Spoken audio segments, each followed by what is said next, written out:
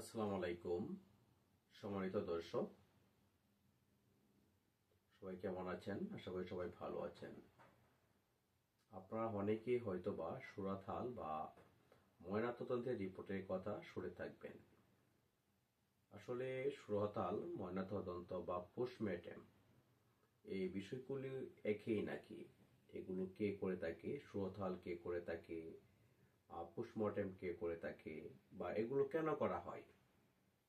আইনে এগুলো কেন বলা হয়েছে বা কেন এগুলো করা হয়ে থাকে, সে সম্পর্কে আজকে আপনাদের সম্মুখে সংক্ষিপ্তভাবে এই বিষয়ে কথা বলার চেষ্টা করব। তো সম্মানিত দর্শক, আপনারা সকলেই জানেন যে আমি আপনাদের সম্মুখে বিভিন্ন সময় আইনের বিভিন্ন টপিক নিয়ে আপনাদের সম্মুখে আলোচনা করার চেষ্টা করে থাকি।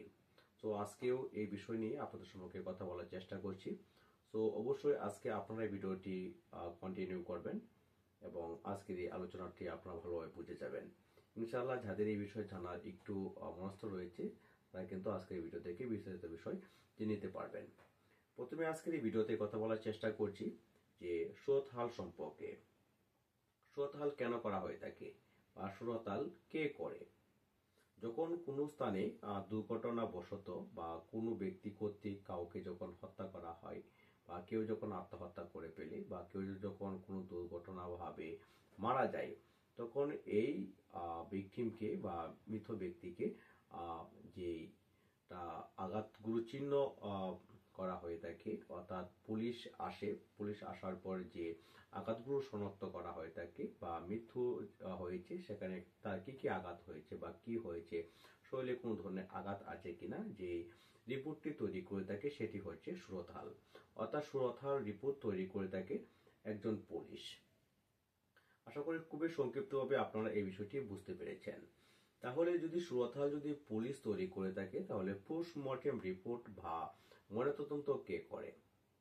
আসলে দেখেন, যখন পুলিশ কোনো সুরতহাল রিপোর্ট তৈরি করে বা তার শরীরে কয়টি আঘাত আছে কি আছে না, এই বিষয়গুলো কিন্তু পুলিশ তৈরি করে থাকে। কিন্তু তার শরীরে কি ধরনের আঘাত হয়েছে, কিভাবে মৃত্যু হয়েছে, এগুলো যাচাই বাছাই বা পরীক্ষা করার সিদ্ধান্ত দিয়ে থাকে সিভিল সার্জন বা ডাক্তার। অর্থাৎ পরীক্ষা নিরীক্ষার মাধ্যমে এগুলো বোঝা যায় যে একজন ব্যক্তি কিভাবে মারা গিয়েছে, কোন আঘাতে মারা গিয়েছে, আঘাতের কতটুকু গভীরতা রয়েছে, সেগুলো কিন্তু আপনার সিভিল সার্জন ডাক্তার বা পরীক্ষা নিরীক্ষা করার জন্য অধিকতর যারা রয়েছেন তারা কিন্তু এগুলো করে থাকেন। তাহলে আজকের এই ভিডিও থেকে আমরা বুঝতে পেরেছি যে সুরতহাল কে করে থাকে বা কেন করা হয়ে থাকে বা কিভাবে করা হয়। আরেকটি বিষয় জানতে পারলাম যে পোস্টমর্টেম কে করে বা কারা করে এবং পোস্টমর্টেমের মাধ্যমে কি কি বিষয় জানা যায়।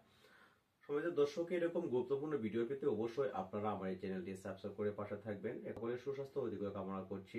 ধন্যবাদ সকলকে, ভালো থাকবেন। আল্লাহ হাফেজ।